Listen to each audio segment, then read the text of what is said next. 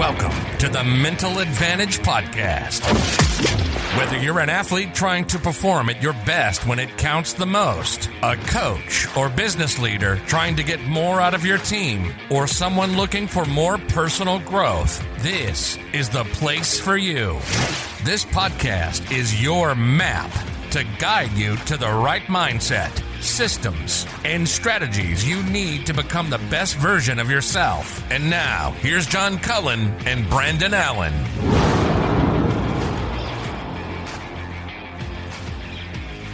Welcome back in to the Mental Advantage Podcast. So you guys have had a little bit of a break. You're welcome from us for 2 weeks. You can send your thank yous to podcast@mentaladvantage.net. But no, Brandon, it's good to see you. Good to talk to you. I know we talk more than just this, but at the same time, we did take a little bit of a break there in the summer, a little summertime break. What, you know? I mean, okay. I think that's recharge, vacations, traveling with, I know for me, we had baseball tournaments. We had, life. Right. And, and we're kind of coming out of it. I mean, my kids started school today, which is insane. It being crazy August the 4th. But, we're, kind of getting back into it, kind of finding a routine. And I think we're at what? This is podcast 78. 78. So, realistically, by the end of the year, we'll be rubbing up on 100, which 100. Is insane.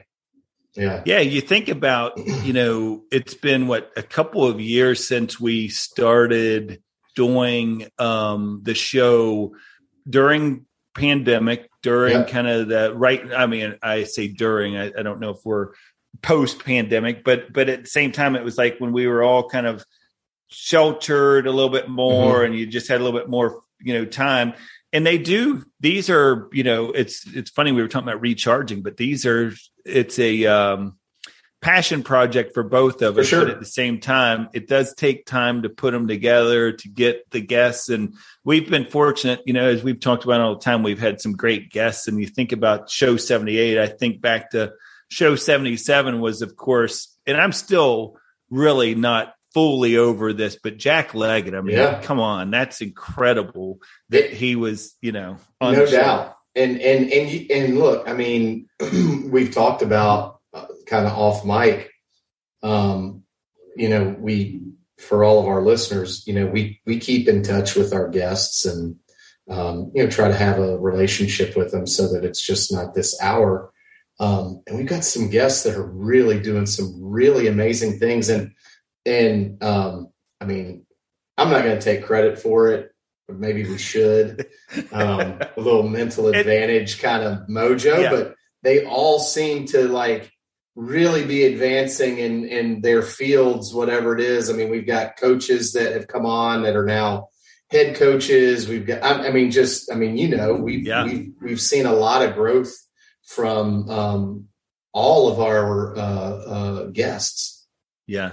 It's funny. I think about, even somebody like Brett McCabe, who when we've had him on, he's already written 2 books. The first time he came on was to talk about Mindset Manifesto, which I still, tell people is the book I give away for graduation gifts. It's that empowering a book, I think. And then of course, Break Free from Suckville and some of those, but I sent Brandon a text not too long ago because I was watching the Golf Channel at night and hear Brett McCabe's being interviewed on there. And I was like, man, that's awesome. Look at him. He's starting to get, which is great for, I think, everybody when people like Brett McCabe, who we think the world of, is starting to get that voice on bigger platforms. And you look at Dr. Mo and he's starting to branch out and really get a lot of his stuff out there.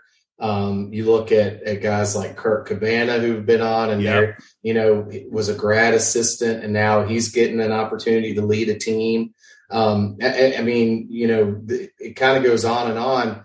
I think what it speaks though to me is that, when these folks come on, and I think, and granted, we have an opportunity that the listeners don't actually be able to talk to them off mic and kind of, learn a little more about. But this is stuff that when we introduce and we have them and we tell people like this is a passion for them, like it truly, truly is. And I think, you hear all the time, even before we started doing this podcast, that, hey, if you're passionate about your job, or if you're allowing yourself to follow your passion, success tends to come with that, right? Because you're never really, as kind of cliche as it sounds, you're never really working. You're pouring into that thing that you love. And I think it's apparent with some of the direction and the trajectory that a lot of our guests have had and are having. They really do practice what they preach, and it's doing them very well in life. We'll talk about this a little bit later, but you made me think about a podcast that I had listened to recently, the Ed Milet Show, and it was he had a guest on, Rory Vaden, and he was talking about personal brand, and we're going to unpack some of that a little bit later. But what you're just saying right there about the passion and having that purpose, it reminds me, there was a quote he said in there. He said, "Find your uniqueness and exploit it in the service to others." So the key to having a purpose in that is find what makes you different, or find whatever it is that you are passionate about, and really exploit it in the service to others. But it starts with that service to others. And I tell people all the time, and my kids, is that when you focus more attention on others and how you can help others, ultimately, and we see it all the time, you are the person who gets rewarded, and you're the person who really, instead of it being like, internal, what can be happen to me? It's like all about other people and what I can do to make them better. And that servant leadership we've talked about before, but I mean, we've seen it time and time again. I know I've experienced it, right? I mean, there's rarely, so we get done with the baseball season a couple of weeks ago, and, it's definitely a passion play for me. Coaching in general is, I know it is for you too, but, I walk away from those seasons feeling like I got way more than I put in, right? I mean, whether it's watching the growth of a young player or young person, being able to interact and meet, some of the parents. And I know we talk a lot about parents and their roles and stuff like that. But, I genuinely think most people out there are really trying to do what they feel is best. So even like if their kids or that passion play for them, I don't think that it may not always be directed in the right way, but I do think it's genuine, and it's out of love and compassion for their children. And so you walk away from those things feeling a lot more enriched than when you got in there. I always feel like I learned so much kind of going through that stuff. And I'm with you on that. If you're trying to make others happy, you'll be shocked at what you get in return. Yeah. I think of Jack Leggett, and you think about this person who has won so many games on the baseball field, and we had the opportunity to talk to him about the culture he built there at Clemson. And one of the things that stood out to me about that conversation that I've kind of been using now, even with my own sales team that I manage, is, and we talk about this. I mean, we've said in different ways before on the show, like the idea of so what, now what, or something like that. But when he said, it doesn't matter, that was one. And then make the adjustment. Those two things I thought about was like, that's stuff that, yes, it helps them in the moment be a better baseball player and a better competitor and all that. But those are the types of things like you're talking about right now that will help them become better men in the long run, because no doubt about it, and we've said this before, but you're going to have moments beyond college baseball where you get out into life and life will hand you a bunch of challenges. And because you learned at one time that, hey, the umpire's call is not that big a deal, or the weather's not that big a deal, or whatever the challenge is at the moment, it's not that big a deal. You got to make an adjustment. That's what's going to help that person in the long run. They're going to be a better father for it. They're going to be a better husband for it, a better person, better business person, or whatever, and that's why sports is so great. Well, and I think in general, just, that whole idea of mindset, I even picked up some stuff where now if you talk to my kids, they tell you that I never shut up, and I probably don't. Everything to me looks like an opportunity. So like I'm always constantly saying to them, let's talk about this, not because of that, but because this is something that you can apply later on. It's a life lesson. And they're like, oh my God, another effing life lesson. Really? Like, getting donuts doesn't need to be a life lesson. I just picked it because I just wanted the damn sprinkles. Okay. It wasn't, but so anyway, I one of the things that kind of came up and we've seen it with several of our coaching guests is sometimes you don't need to coach all the time. You know what I mean? Like sometimes just maybe don't point it out and let's see what happens.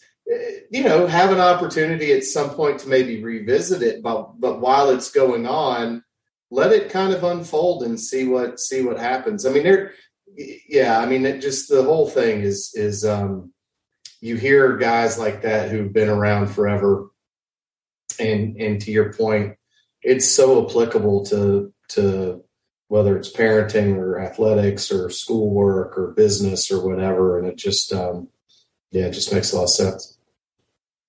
I can't tell you how many times I have thought about things that have been on this show and then applied it later on, or I've maybe taken something that we have learned on the show, and later on I just go through a phase where I'm really dialed into that particular thing. And you just reminded me of one of those is opportunity. It's like thinking of things as everything as an opportunity and reframing it. Like instead of it being a bad thing, looking at it as, well, this is a good opportunity for you to do this. And it's amazing how much you can catch people around you that will find I don't want to say the negative. I think it's our human intuition to typically be like, oh, these are all the bad what if scenarios, the things that could happen bad, or the things that have already happened that we're just framing as something bad, and how it kind of shocks the system a little bit when you say to them, well, that's one way we could look at it, or we could look at it like this, Right, and I sometimes worry that I'm at the point now where it's like, oh, here he goes. Like, we're going to have to, like, to your point about the kids, is like, we're going to have to hear a whole positive thinking lecture. Mr. Podcast. Here he comes. Yeah. Oh, I wonder who they talked to this week. But who's got them wound up tonight? Yeah. But I do think that, even the journaling piece, right? Just as much as we kind of joke about it, I do think just maybe a quarter turn on that perspective can change everything, right? I mean, it doesn't have to be this giant shift, but just a little bit can maybe make you tilt your head and think about it a little different. That you just hit it. It's think differently. I think if you start to, and we've done this before, we won't do it again tonight, but if you kind of started to bucket all of the different lessons and the different guests that we've had on, there are certain themes, and we've gone over those, but one of the biggest thing is it comes down to being a perspective coach, or a, hey, let's look at all the ways you could look at this situation that's happening right now. But at the end of the day, we know we've got to deal with it this way. And now we've got to accept it, first of all, that this is happening. And now it becomes, what are we going to do about it? Like, what's the next move? What's the next best decision we can make from it? And some people are good about doing that. And when you talk to them about it and say, hey, this is something I think would be beneficial to you, some people aren't. And I find that one of the things in business, when I'm dealing with the business team, is if they're not good at making that adjustment, it's just asking them the questions. And this goes all the way back to Tyler Pasick of, hey, okay, so what you're saying to me is you're going to do this. Now, do you think that's going to get you closer to where you want to be? Or do you think it's going to get you further away? Like, just whatever it is, just asking them questions about it, just kind of having that conversation with them helps them. And guys, for the listeners, that's something that I really, Brandon and I have been talking about in the last couple of weeks. Is it was never the intention with Mental Advantage Podcast to go down a 100% sports direction or bring coaches on. And we've tried our best over the 77 episodes to try to get a blend of people, for every, they all have kind of had some athletic background. I think it's worked out that way, but it's not intentional. Like we're like, oh, it has to be athletes because, and we've said this before, a lot of the things that you learn on this program, you're going to have to make that connection to the business side of things or the personal side of things, but the connection is there to be made.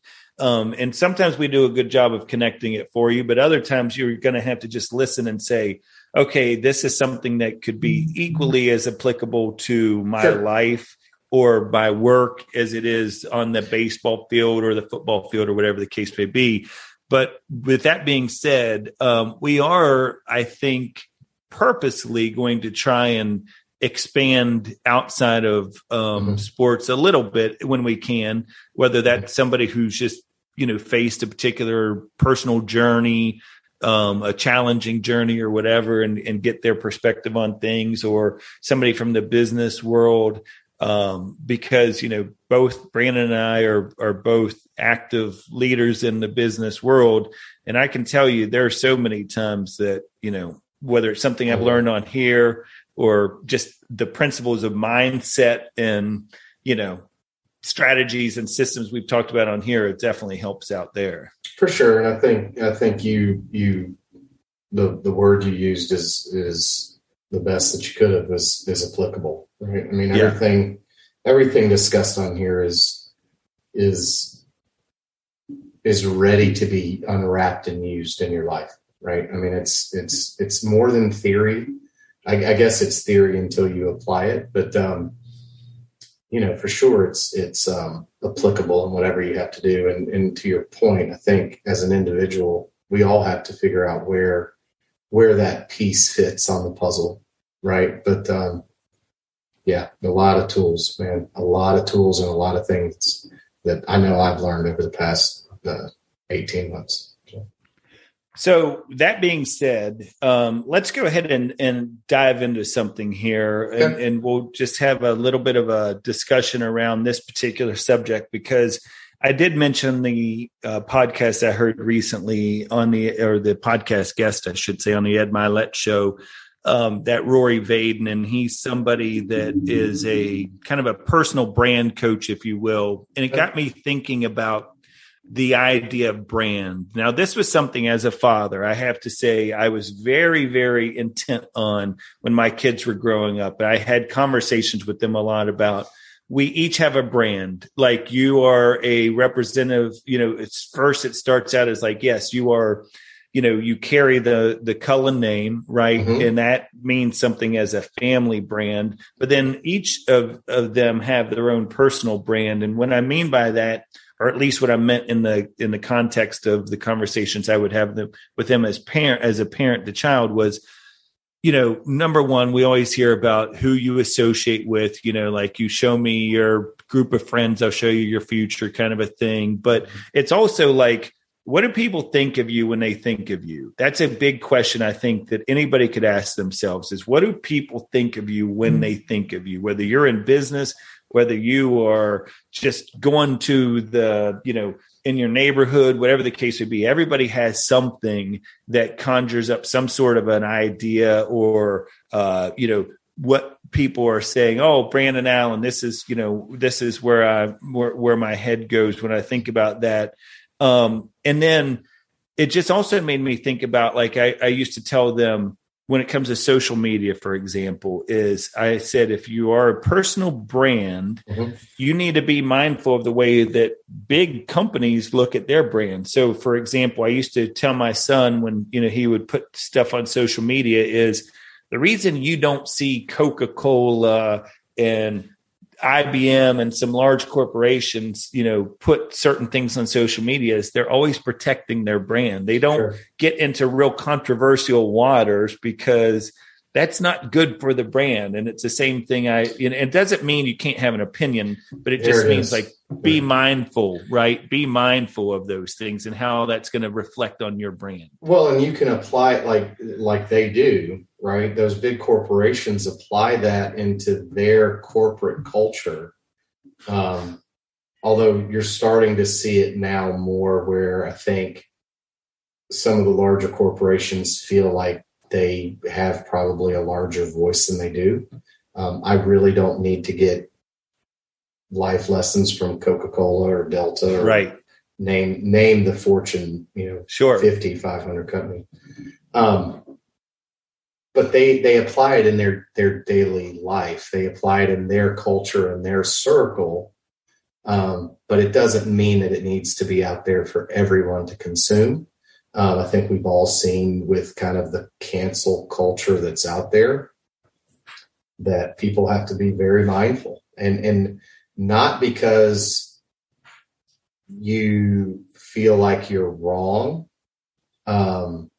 It's just we are living in a time where there are just people that want to argue for argument's sake. Yeah, and they want to tear down your culture. So when it comes to what you're doing and the positivity that you're trying to live that life, why would you open yourself up to that toxicity? Right. I mean, I think people in general, there are people that live off of that toxicity. You know what I mean? Like they truly thrive off of it and they feed off of it. And then there are I would say the 90% of people that just have a healthier mindset, healthier life, without having to deal with all that negativity. Yeah. There's, to your point, there's people who want to always catch you doing it wrong. And I think it's one of those things that, I used to tell the kids is because opinions are more than 140 characters, it's hard to always add the context to it. So you know what I mean? It's so hard. Like I get as a teenager or a young adult, you wanting to put your opinion out there. And I always encourage that you should have an opinion and it can be your own opinion and nobody else's. But at the same time, be careful when you put it out there because you're not going to have sometimes the intent doesn't always match the content, right? Like you're not always going to be able to put that context out there. And why we're bringing this up is a couple of reasons. So from a business standpoint, as we just talked about shifting the focus a little bit from sports, but you have to be mindful for you young people, especially college graduates early in your career. People are paying more and more attention to that social media. Like it's part of the interview process now where people are like looking at your social media platform and you're not always going to get the do-over or that moment to where you can go and add context to the 140 characters. People, that's their window, their lens into you. So it's really important that you make sure that you're thinking of yourself as a personal brand, and do I want to put this out there and maybe I should be a little bit more like Coca-Cola or whoever, and I'm just using that as an example of that neutrality of like, let's not try to do too much with it. I can speak my mind on a personal basis when I'm having conversations with people, but if I'm just typing something into Twitter or Facebook or Instagram or whatever, I'm not going to be able to capture all that. And it reminded me of when I was listening to this personal brand discussion today, because the guy was saying, one of the things it does is it comes down to trust. Is people want to know your, I love the way he described it. Is he said, personal brand is the digitization of your reputation. It's the what you're putting out there from a social media standpoint, platforms or whatever. It's that becomes your reputation, like it or not, if you're using those platforms or whatever. And he had a lot of research he was sharing. One of the research pieces I thought was really interesting is he said followers don't matter to people.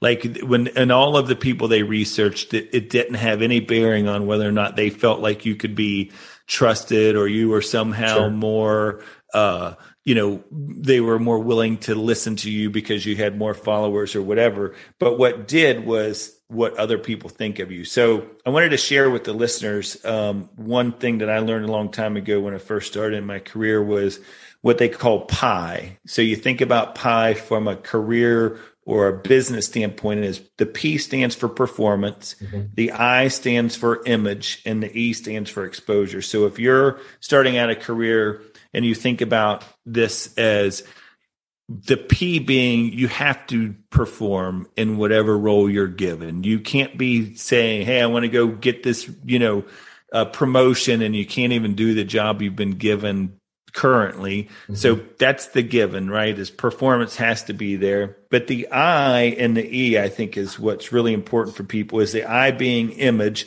is it goes back to what do people think of you when they think of you. And then the E is, are you doing enough things that are giving you exposure in your current company, in your current marketplace? If it's a smaller company, but are you making sure that people know who you are, but then also that you've got enough people who think of you, enough people who, know what you can bring to the table, because if you are looking to network or whatever outside of your own organization, that's important as well. For sure. How many Yelp reviews do you have, right? Yeah, exactly. If you're, whether or not you're willing to hang that sword up on the wall in that restaurant.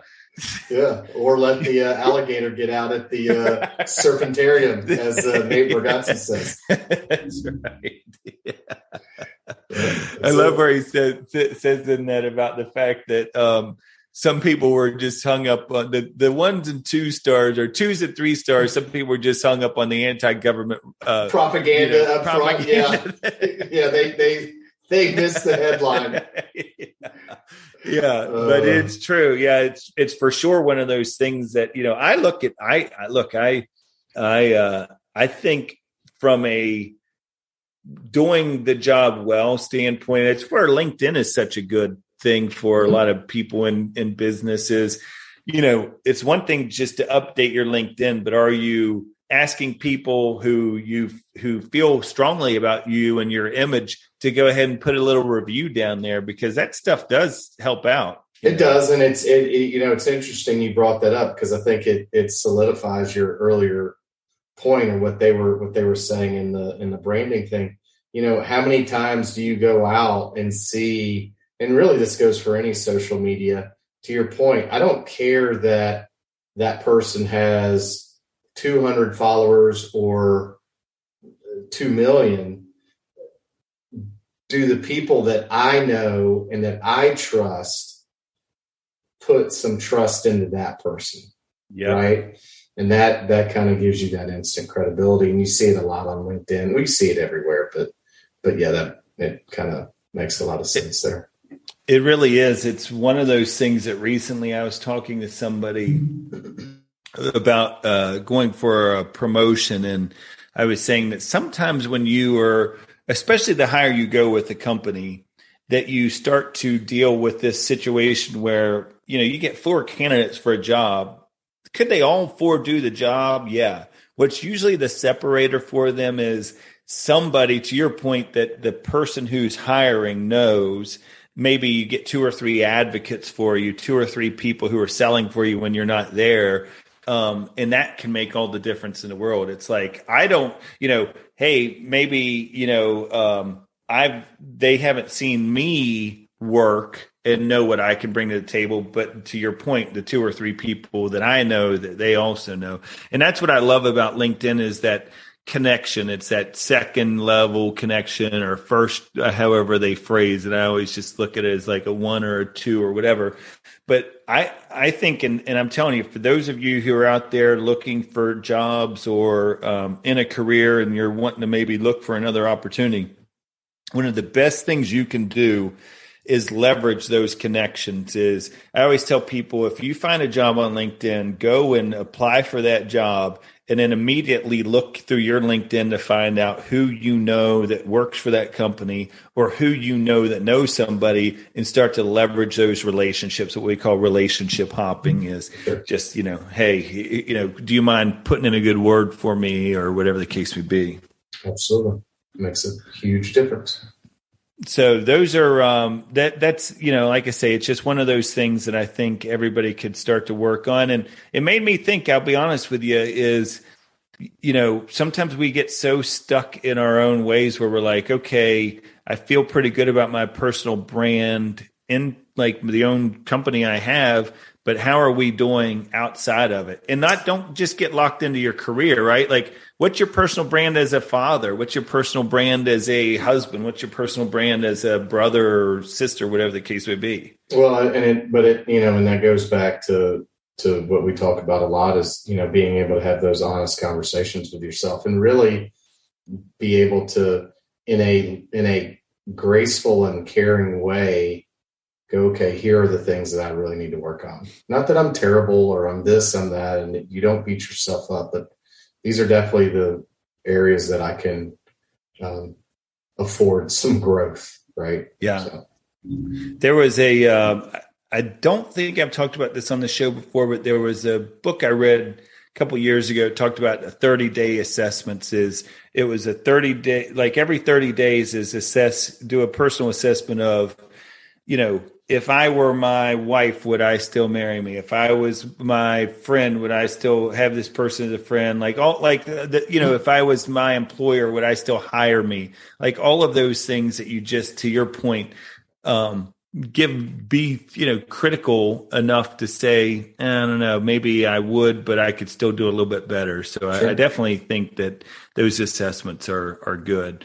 Well, speaking of Dr. Mo, we are probably going to be having him back on the show here in a couple of weeks. I know we've been going back and forth with him as to what's happening with all of the great stuff he's doing right now. If you're not following him, Dr. Mo Learn to Win is where you can get a lot of his content that he's doing on social media platforms now. I mean, it really is, and we've talked about this before, but it really is amazing just how much information you can get on social media or on the internet, and not all of it's great, but what he's putting out there is great.